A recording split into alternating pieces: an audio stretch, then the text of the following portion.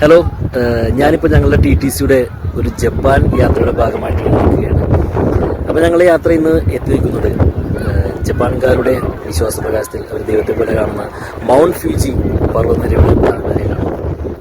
ഇവിടെ ഷിബുസക്കുര എന്ന് പറയുന്ന ഒരു ഫെസ്റ്റിവൽ നടക്കുന്നുണ്ട്. വേറൊന്നുമല്ല, മോസ് വ്ലോഗ്സ് എന്ന് പറയുന്ന ഒരു ചെറിയ